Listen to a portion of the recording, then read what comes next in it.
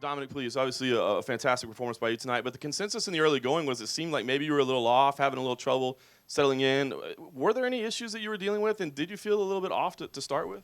I mean, I got to go back and watch the fight. Like Faber said, it's kind of a whirlwind when you're in there, but I didn't feel off. I just knew I make adjustments on instinct, and he was coming really heavy in the first round. So I pushed the pace in the first round, too. And I was just adjusting. I mean, I felt fine. Fantastic, thanks. And for Dan, were you surprised by how the fight played out? Did it follow the script that was in your mind before this? I try not to lay out a script except that I want to win, and I'm always looking for the finish.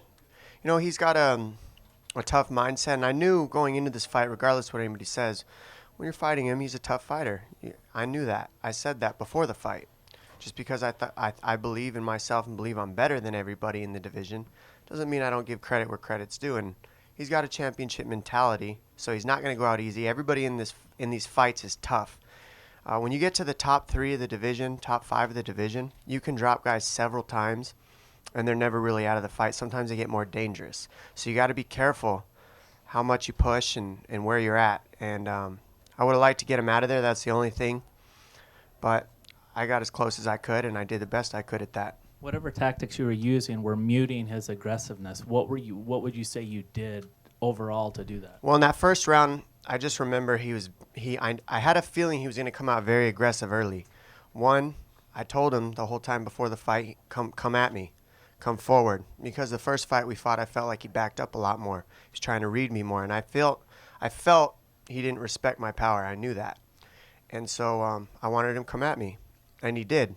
And I was able to out-grapple him in that first round, I feel. And I didn't see it. I don't know what happened. I just know that first round I needed to kind of numb out his push a little bit. And then from there I could build up a rhythm and build up a strategy on piecing him up on the feet. So that's just where it went. I had to make adjustments as the fight went on, like I always try to do. And I try to always shut down people's strengths and make them useless to them. And Luke, I know you're Dominick, next question's for you. Whatever. Uriah it doesn't matter. I live for the now. Doesn't matter about down the line, buddy. Congratulations. You just got knocked out. Uriah mentioned Cody Garbrandt. You obviously watch everyone in the division and a lot of fighters. Is that someone you're looking at already? I know he just had his first major test, but Uriah's done this before. You know, he lost a fight and then mentioned TJ Dillashaw right after. He ended up becoming champion. Kind of has an eye for these things. Is that someone you're looking at? I mean, I've heard that name before, but I think that's somebody that Faber manages and collects a percentage off of when he fights, so that would make sense for him to mention him. But I saw him, and I just thought he was one of the new kids on the block. I don't know who he is. Dominick, question. You know who he is, dude. You guys got in a Twitter war. I don't know who he is, man. I just thought that was one of the new kids on the block tweeting me. Cody Garbrandt's the champ, man. He's a stud. It has nothing to do with anything other than that. Nothing like you making a percentage off of when he gets good fights? No, nothing. Trust me, I make my own money. Yeah, off them, off your teammates, and then they ride your coattails. I feel like we're at the pre-fight press conference again.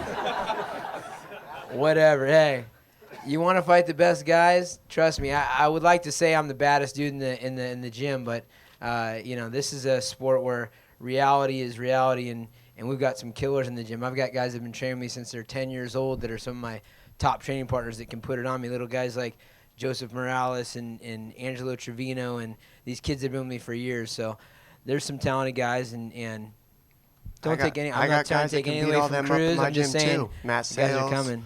Danny Martinez, Wilson Hayes, Jeremy Stevens. Share the love. Feels good to share the love, right? Yeah, it does, but the list goes on. I mean, I can do the same thing, except I don't collect a percentage when I promote these guys. They make their own money. Come on, please. What? Look who's talking. Inside of my life. Look who's talking, Bisping.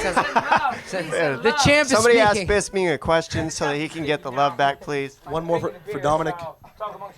I agree. Hey, I wouldn't want to fight the new kid on the block either if I were you. I got no problem fighting anybody, and I have no problem fighting you You're either. going to go ahead and ask a question for us. For Dominick, injuries have seemingly defined you for the last 4 years, but it's amazing how you continue to rewrite history and redefine yourself as a fighter after really it seemed like you were all done with the 3 ACL tears, the torn quad. What does it mean to you to reclaim your spot? I know you did it in January, do it again now, but reclaim your spot atop the world of pro fighting. Look, these fights are hard. All these fights are difficult. This fight tonight was difficult. I did well. I won. Thank God. I really thank God for it. But I want to be humble in defeat and humble when I win to an extent, you know? He's talking, so I'm talking back. That's how it goes. But the truth is, this division's on fire. My job is to come in here, be the champion, and now everybody's talking about 135 pounds. It is stacked right now. There's tons of guys in this division that look amazing to me, that are awesome. And it fires me up. And I think the division's fired up for me coming back after a 4-year layoff, winning the belt, defending the belt, and being here again. So the target's on my back. I can feel it. I love it. I bask in it. Bring it. Are you able to enjoy the moment, or is it too overwhelming with so many opponents kind of? I'm in the trenches. I'm always in the trenches. I've been in the trenches this whole time. I was in the trenches on the desk analyzing fights, people saying that they were better than me. It's always been that way. It's never changed. People have always been calling me out. People have always been saying they're better than me. It's the way it is. It's part of being the best, is dealing with that. And you just gotta do it. I mean, I'm just dealing with it. Have faith in my abilities, have faith in my instincts, like I did tonight. You know, you're nervous going into all these fights. That's your body telling you it's a good thing, you know? That's your body trying to preserve you. You thank yourself for that stuff, and you move forward and believe in your instincts and have faith. And, you know, my higher power is God, and he gave me power through this time, all these years. For Michael, please.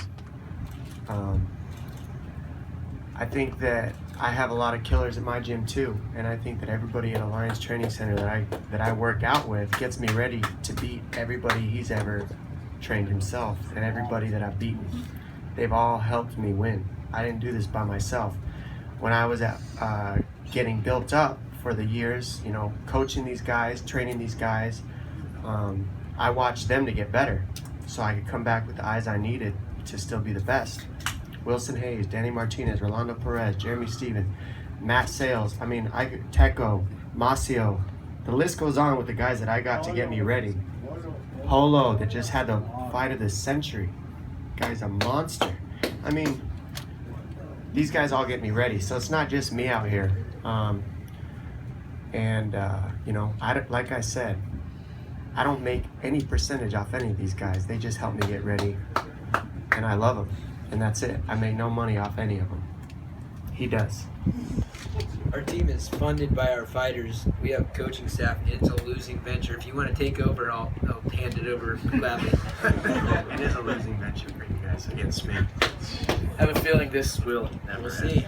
see. On that, ladies and gentlemen, thank you so much to the forum and their staff. Have a great night.